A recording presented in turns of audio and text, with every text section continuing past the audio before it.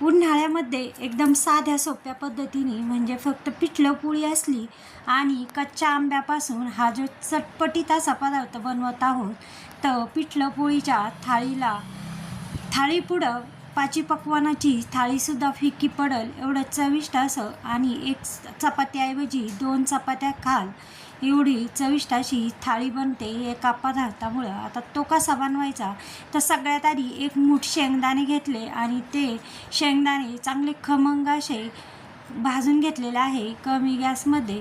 आता हे शेंगदाणे इतके भाजायचे आहे की हे जे सालं आहे शेंगदाण्याचं, सगळे सालं काढून घ्यायचे शेंगदाण्याचे. एवढे असे शेंगदाणे भाजायचे. मग ते कमी गॅसमध्येच भाजावं लागतील. मग कमी गॅसमध्ये भाजल्यामुळे या शेंगदाण्याचे जे साल आहे ते सगळे हाताने चोळले की ते निघून येतील. पण एकसुद्धा साल या शेंगदाण्यामध्ये ठेवायचं नाही आहे. आता हे शेंगदाणे भाजून झालेले आहे आणि ते एका ताटात काढून घेते मी. आता याचे थोडेसे थंड होऊन दिले की याचे जे शेंगदाण्याचे जे साल आहे ते सगळे असे चोळून हाताने काढून घेतलेले. आता शेंगदाण्याचे साल काढून ते थोडेसे फटकून घेतले. आता इकडं आता हे शेंगदाणे असे सालं काढून फटकून घेतलेलं आहे. 2 ते 2-2.5 कांदे घेतलेले मी, त्याचे सगळे सालं काढलेले, कांदे पण स्वच्छ केले. आता हा जो कांदा आहे तो उभा कापून घ्यायचा आहे. उभा कापताना एकदम पातळ असं कांदा कापायचा आहे. जास्त जाड अजिबातही कापायचं नाही. जसा भज्याला कापतो त्याच पद्धतीने हा कांदा एकदम पातळ कापायचा आहे.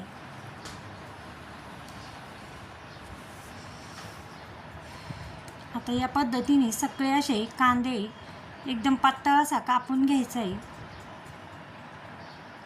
आता त्याचसोबत आता हा आपण जो चटपटीत पदार्थ बनवायचो तो किती बनवायचा त्या अंदाजामध्ये कांदा आणि कच्ची कैरी ते घ्यायचं आहे. आता या कांदा उभा असा कापून झालेला आहे पातळ, आणि पुन्हा एकदा तो हाताने व्यवस्थित असा चोळून घेते म्हणजे जो कांदा कापलेला आहे तो सुट्टा होईल. असा हाताने चांगला चोळून घेतलेला आहे. कढीपत्त्याचे 2 फांद्या आणलेल्या आहे आणि त्याही स्वच्छ धुवून पाणी निथळण्यासाठी ठेवलेलं आहे. आता ही कच्ची आंबा आहे त्याचं ते बुड आहे ते काढून घेतलं. सगळ्यात आधी धुवून घेतली. त्याचा चीक आहे तो पण धुतलेला आहे. आता याचे जे साल आहे, आता काही आंब्याचे सालं जाड असतात, काही याचे पातळ असतात.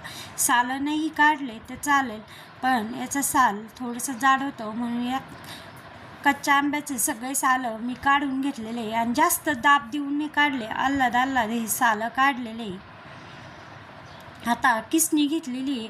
आता बटाट्याचा किस ज्या पद्धतीने असा दाबून बनवतो त्याच पद्धतीने म्हणजे जी किसत आहे कैरी त्याचा किस थोडासा लांब पडन अशी किसून घेतलेली आहे.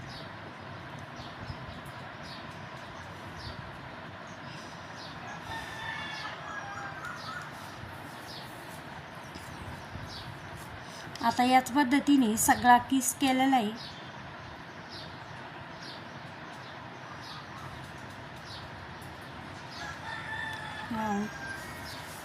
किसलेली कैरी एकदम मस्त अशी दिसते.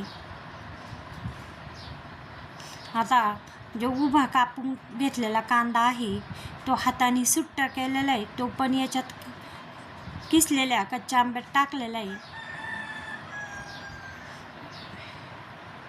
आता याच्यात अजून काही साहित्य टाकायचं आहे, ते कोणते ते पण पाहू. पण सगळ्यात आधी किसलेला कच्चा आंबा आणि कांदा उभा कापलेला चोळून घेतलेला हा कांदा सुट्टा केलेला तो मिक्स केला. आता याच्यामध्ये मीठ टाकलेलं आहे. आता हे जे बनवतं आहे जेवणाच्या आधी फक्त 5 ते 10 मिनटं आधी बनवून ठेवलं, त्याला जास्त पाणी सुटत नाही. फक्त जेवायला बसलं की लगेच हा बनवायला घ्यायचा आहे आणि अगदी 5 मिनटातच होतो. आता याच्यात थोडंसं लाल तिखट, आधी मीठ टाकलं, थोडंसं लाल तिखट अंदाज घेऊन टाकायचं आहे. हळद टाकली थोडीशी.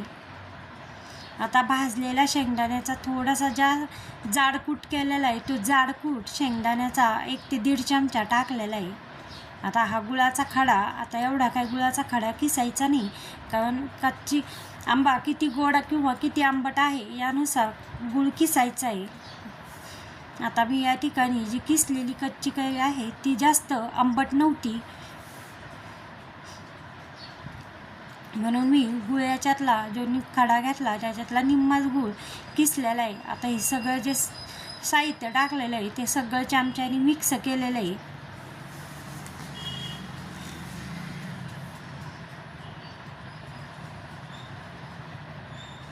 आता हे सगळं तिखट, हळद, मीठ आणि जो गूळ किसलेला गूळ सगळ्याला लागला जाईल एवढं हे मिक्स केलं आहे.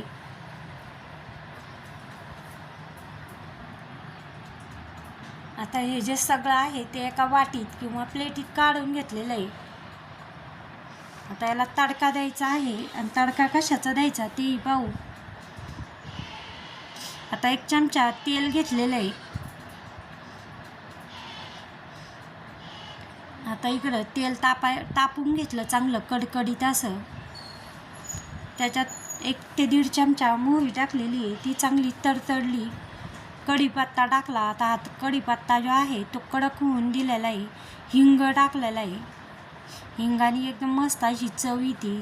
थोडंसं लाल तिखट टाकलं, मला लाल तिखट थोडं कमी वाटलं आणि तेलातलं लाल तिखटाने दिसायलाही छान दिसतं म्हणून मी तेलात थोडंसं लाल तिखट तळून घेतलं. आता हा जो तडका आहे तो यामध्ये टाकलेला आहे, किसलेल्या कच्ची कैरी आणि कांद्यामध्ये. आता हा तडका सगळीकडं लावून घ्यायचा. अशा पद्धतीने मस्त असं आंबट गोड तिखट असं हे कच्ची कैरी आणि कांद्याचं लोणचं किंवा कोशिंबीरही म्हणता येईल, पण एकदम मस्त अशी लागते.